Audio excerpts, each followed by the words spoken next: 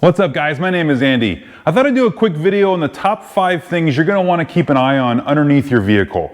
I know not everybody has a lift, but often we are lifting up our vehicles to swap something out, upgrade something, service something, and while you're under there, it's a good idea to keep an eye on these 5 items because you don't want them to fail because it could cause a part where you'll be stranded on the road, or even worse, you could cause damage to your vehicle.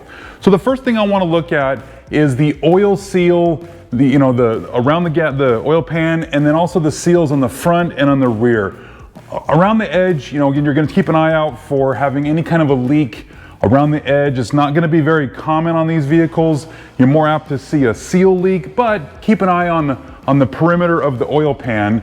And then also you're going to want to take a look at the front seal here in the timing cover behind the crank hub. And what you're looking for is a wet area that maybe has collected dirt or dust, and it's maybe start to run down the front of your oil pan, and an oil seal that's starting to go out will be a telltale sign that you've got some sort of problem there, whether the seal's worn out or it could be even worse, something bigger with your engine. But you want to keep an eye on that. And then on the rear of your engine is going to be the rear main seal.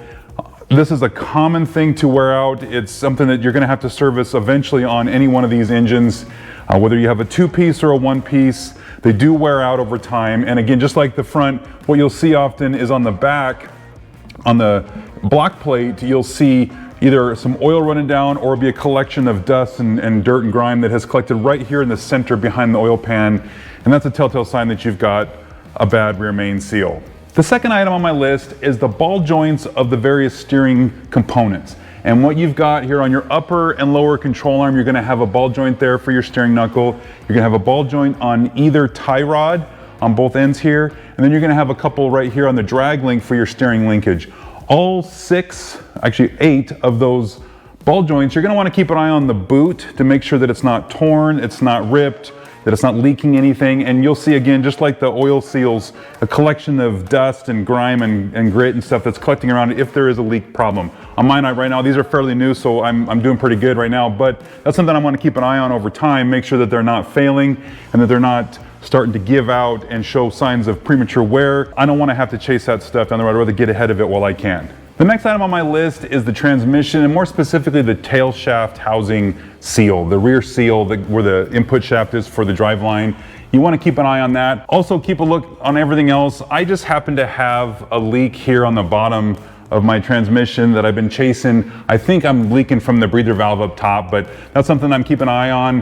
But while you're under here, what you're looking for, again, like other places, is that buildup of dirt that is collecting on things like the front of this transmission mount. I've got some dirt on here that's building up from the leak that I've got. So you want to keep an eye on that. But again, specifically the tail shaft housing seal, that's an easy seal to replace. You don't even have to take the transmission out of the car to replace that. And you can buy those at pretty much any local hardware store. But keep an eye on that seal and you'll be good to go. The fourth item on my list is the U-joints for your driveline. This is something that is an easy part to replace. They're often cheap. You can get them for usually around 20 bucks a piece.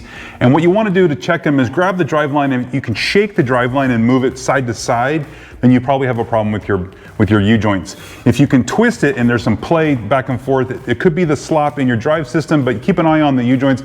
Mine are fairly new, so they're good, they're nice and solid, but as these cars and vehicles age, they could wear out over time, and you'll want to look for oil being slung out from every direction on these as they give up, as the seals give up on these U-joints. Some U-joints have a Zerk fitting on there so that you can service them and add grease as time goes on, and some of them are sealed and you don't ever have to service them, but keep an eye on that stuff. Again, another easy part to service if you need to. You just don't want that stranding you on the road. And the fifth item on my list is the axle seals for your rear axle. And what you're looking for, specifically if you have drums, is that the drum would be wet and there'd be oil dropping off there and probably even landing on your wheels, and you should have kind of that star pattern of oil being thrown out every direction. I had that problem on a previous Mustang where the axle seals had gone bad. So taking those out, you need a couple of special tools, but you can do them yourself. But what you're looking for is the oil that's coming out of those seals getting on your wheels. That's the dead giveaway that you've got a rear axle seal problem. Another one of those things you want to keep up on so you don't have problems down the road.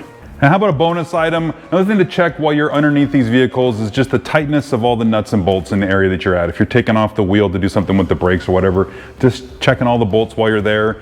It's a good peace of mind to make sure that everything's tight. And if you find something that's loose, maybe that's telling you that there's a problem with that part or something's going on there, and you can keep an eye on that kind of stuff. So anyways, that was just meant to be a quick video of stuff that you should keep an eye on when you're underneath your vehicle. make sure your car is safe and get you down the road every single time, and you can continue to enjoy your car. All right, guys, we'll see you in the next one.